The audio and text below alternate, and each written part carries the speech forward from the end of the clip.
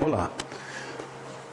A editora Ateneu e eu, Marcos Nogueira, a Marina Borg e o Maurício Sgobi, autores deste livro, da série Diagnóstico Psiquiátrico, um guia, transtornos de personalidade e transtorno do controle dos impulsos.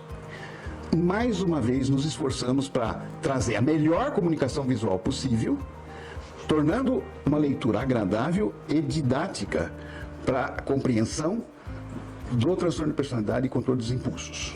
As noções de personalidade são importantes para a gente começar compreendendo o que é personalidade, que é a nossa dinâmica das questões genéticas herdadas e das experiências singulares, que vão contar com as nossas percepções e que vão constituir a nossa compreensão de ser, de sentir e de desempenhar o nosso papel social. No livro, nas noções de personalidade, a gente traz uma linha cronológica dos estudiosos, dos primórdios, dos estudiosos da personalidade, depois das perspectivas teóricas e dos estudiosos mais recentes, como o Caballo e o Cloninger, que foram inspiradores, que contribuíram para a gente nessa obra. O leitor também vai ter a oportunidade de explorar uma investigação dessas características que compõem o temperamento e o caráter e preencher de forma quantitativa essas características que todos nós temos, mas no livro ele vai se aproximar dos desdobramentos dessas características que compõem a nossa personalidade. Impulsividade é a incapacidade do indivíduo em frear os seus desejos, basicamente isso. Um dos exemplos mais comuns que a gente pode citar seria o jogo patológico, que são atos repetitivos ligados ao jogo, caça-níquel, carteados, games, jogos eletrônicos, em que a pessoa ela caracteriza-se, gera prejuízos na vida dela, principalmente prejuízos financeiros, prejuízos afetivos, prejuízos na ordem familiar e principalmente no aspecto funcional.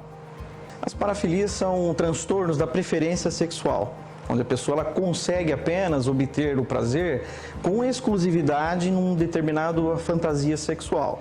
Por exemplo, o sadomasoquismo, onde a pessoa obtém o prazer com o sofrimento do outro. O transtorno de personalidade é um transtorno quantitativo, ou seja, uma coisa que é para mais ou para menos daquilo que é normal na personalidade. Um ou mais aspectos. Por exemplo, você, na sua personalidade, você tem uma capacidade de ser empático. No transtorno de personalidade, você tem um momento que você deixa de ser empático. Você vive sem empatia, desde sempre. Então você não sabe o que é ser normal.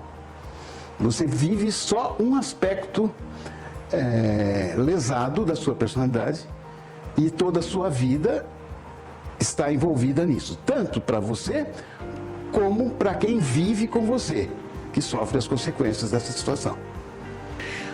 Os transtornos de personalidade, eles são 10 tipos aproximadamente. Tem autores que chegam a ver 15, outros 8.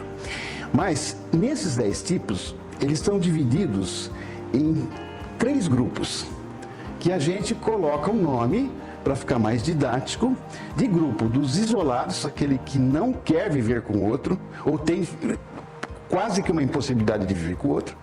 O segundo grupo, que é aquele que a pessoa sofre as consequências da ansiedade o tempo todo.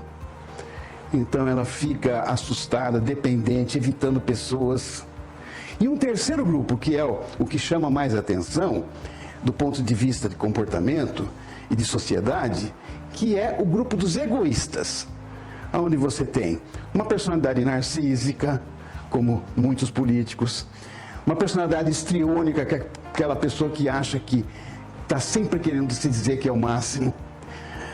A personalidade dos amorais, dos frios de sentimentos, aquelas que geralmente 70% são criminosos, que são os grandes psicopatas. E como, por exemplo, um filme que a gente cita no livro Hannibal, né, que ele fazia um planejamento de destruir o outro integralmente, inclusive com canibalismo. E no caso das personalidades dos isolamentos, você tem um filme o Perfume.